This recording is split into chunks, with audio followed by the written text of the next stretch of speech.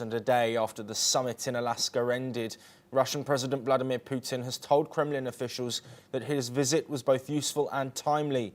He expressed respect for the US position and highlighted Russia's willingness to peacefully resolve the ongoing conflict in Ukraine, signalling possible flexibility on territorial claims.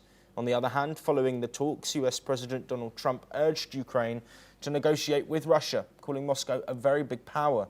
He told Ukrainian President Volodymyr Zelensky that Putin proposed freezing front lines in Kyiv, surrendered control of the Donetsk region. Zelensky said Russia's refusing to accept a ceasefire was complicating efforts to end Moscow's more than 3-year conflict. He also warned that if Moscow won't stop strikes, securing lasting coexistence will be even harder. Meanwhile, on the international front, Turkish President Tayyip Erdogan welcomed the Alaska summit, saying it adds new momentum to efforts to end the conflict. India has also welcomed the talks, with the foreign ministry commending the leadership in their pursuit of peace. Meanwhile, South Korea's Foreign Minister Cho Hyun also said the priority must be to avoid war and described the summit as a potential move in the right direction, though still too early to judge. Well, joining us to discuss, of course, the ramifications following this pivotal summit and world reactions is Rohan Gunaratne, an international affairs expert who joins us live from Singapore. Rohan, as always, a pleasure to have you on the programme.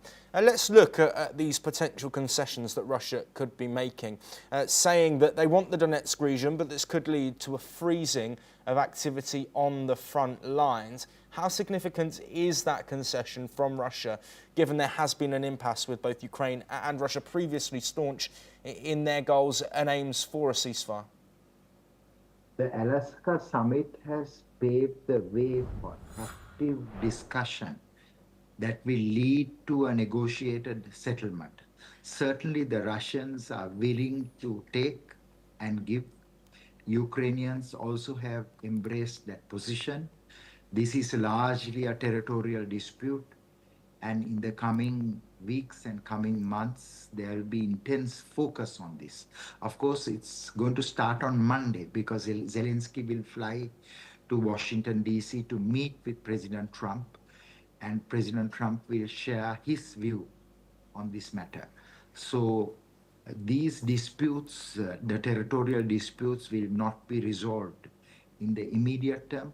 It will take some time, but Russia has some red lines, and Russia wants to ensure that some parts of the territories that it has captured will be retained by Russia. And of course, this will remain a main point of debate and discussion and contention.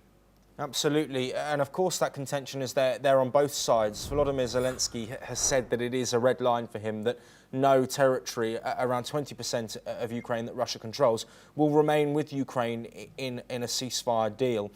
Do you think that Zelensky could change his stance if it does mean an end to the death that we're seeing on both sides? Yes, Zelensky will be persuaded by President Trump to do so, because if there is no give and take, there will be no resolution to the dispute.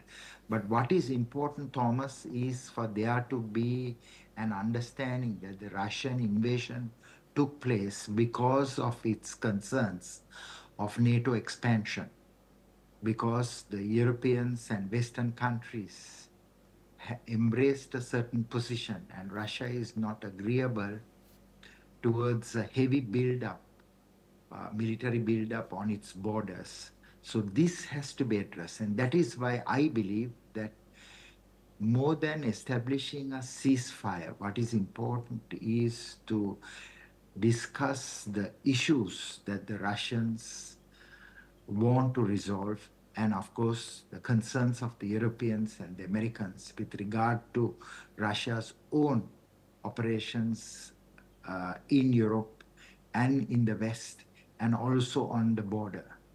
Yes, and Rohan, let's look at some of these reactions that we're currently playing on screen now from world leaders, of course, Erdogan, the Turkish leader. We've heard from India, we've heard from South Korea's foreign offices as well. There is an overriding sense of positivity after these talks. But European leaders, the coalition of the willing set to meet today, there is still some caution there. Do you think positivity is needed from all parties in order to try and push this over the line?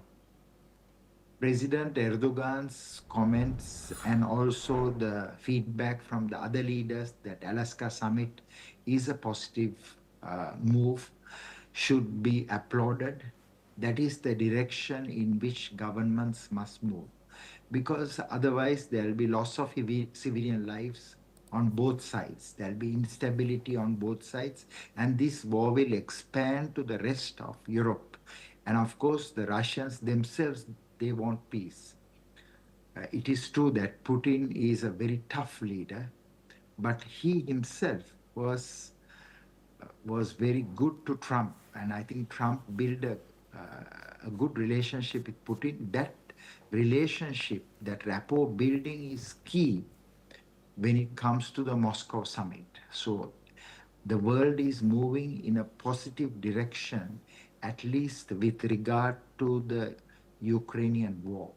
Yes. And I think that there should be more good things that will happen with regard to the Ukrainian war, because these two leaders have met. These two leaders are very powerful leaders, and they are both committed to ending this war. Yes, absolutely. That positivity is something that many across the world, so many impacted by this conflict,